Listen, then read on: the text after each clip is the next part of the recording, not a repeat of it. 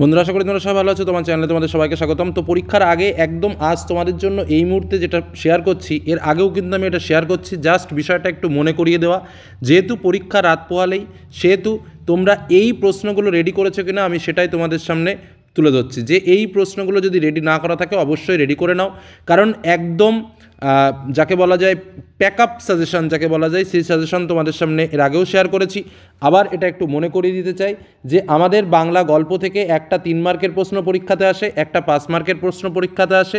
আমরা যদি অদল বদল এবং নদীর বিদ্রোহ এই দুটো গল্পকে ভালো করে পড়ি, তাহলেই কিন্তু আমরা একটা 3 মার্কের প্রশ্ন এবং একটা 5 মার্কের প্রশ্ন ইজিলি কমন পেতে চলেছি এবং আমরা কমন পাবো। সেই হিসাবে শুধুমাত্র অদল বদল এবং নদীর বিদ্রোহ থেকে যে প্রশ্নগুলো শেয়ার করছি, এই প্রশ্নের যেন কোনো প্রশ্ন বাদ না থাকে, কারণ এর মধ্যেই আমরা একটা 5 মার্ক এবং একটা 3 মার্ক আমাদের লিখতে হয়, আমরা লিখতে পারবো। তো অদল বদলের প্রশ্নগুলো কি কি?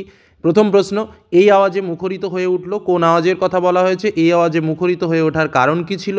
দ্বিতীয় প্রশ্ন, কি খাঁটি কথা? খাঁটি কথাটা কি? মন্তব্যের তাৎপর্য বুঝিয়ে দাও। তৃতীয় প্রশ্ন, ও আমাকে শিখিয়েছে খাঁটি জিনিস কাকে বলে?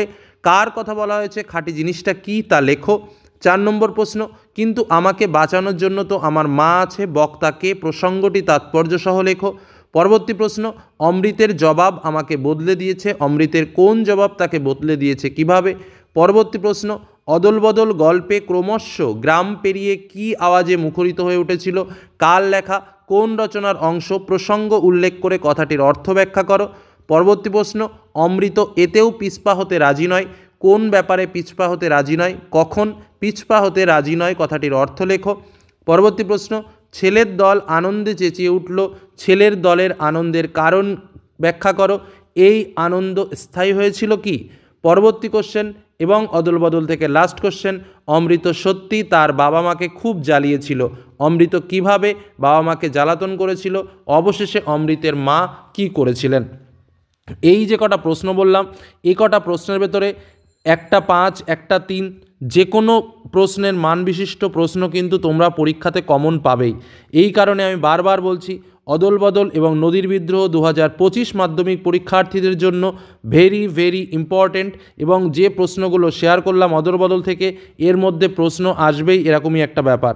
নেক্সট আর একটা যেটা বলবো সেটা হচ্ছে নদীর বিদ্রোহ এবার ইম্পর্ট্যান্ট এবং এখান থেকেও প্রশ্ন আসবে, সে 3 আসুক বা 5 আসুক, আমাকে একটা 5 লিখতে হবে, একটা 3 মার্কের লিখতে হবে। যে কারণে অদল বদল এবং নদীর বিদ্রোহের যে কটা প্রশ্ন শেয়ার করছি 9টা 10টা মিলে, কোনো প্রশ্ন বাদ না দিয়ে রেডি করে যাও। আশা করব যে তোমরা এতদিনে সমস্ত প্রশ্ন রেডি করে ফেলেছো, কারণ রাত পোহালেই পরীক্ষা সেহেতু প্রশ্ন তোমাদের জানা। যদি কোনো প্রশ্ন অজানা থেকে থাকে তাহলে সেই প্রশ্নটা একবার দেখে যাও।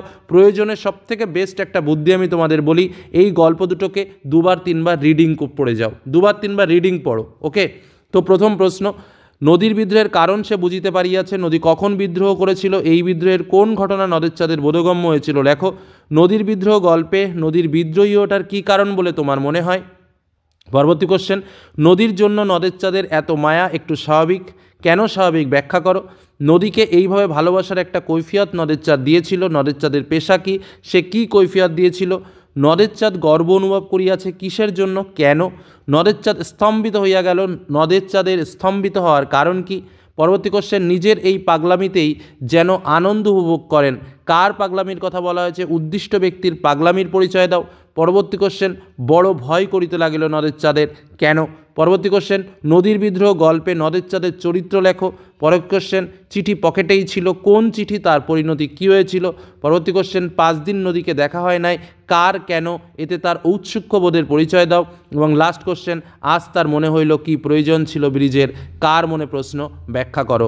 এই যে প্রশ্ন কটা বললাম, জাস্ট এ কটা প্রশ্ন পড়লে বাংলার গল্প থেকে তোমরা 5 মার্ক ও 3 মার্ক দুটো টাইপসের প্রশ্নই কিন্তু কমন পেতে চলেছ। অর্থাৎ একটা 5 মার্ক লিখতে হবে, একটা 3 মার্ক লিখতে হবে। এই 8 মার্কের প্রশ্ন কিন্তু তোমরা এর মধ্যেই তোমাদের লুকিয়ে রয়েছে, যে 8-এ কিন্তু তোমরা 8 পেতে পারো। এটুকু বললাম, এটুকু মাথায় রাখো, আর এই প্রশ্নগুলো রেডি করে পরীক্ষা দিতে যাও। জাস্ট যে কটা প্রশ্ন বললাম, বাংলার প্রশ্ন, খুবই সহজ প্রশ্ন, কঠিন প্রশ্ন নয়।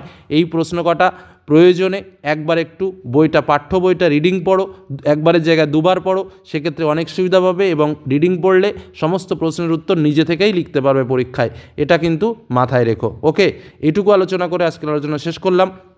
সকলে ভালো থেকো, সুস্থ থেকো, সকলের পরীক্ষা ভালো হোক এই আশা রাখি। ধন্যবাদ।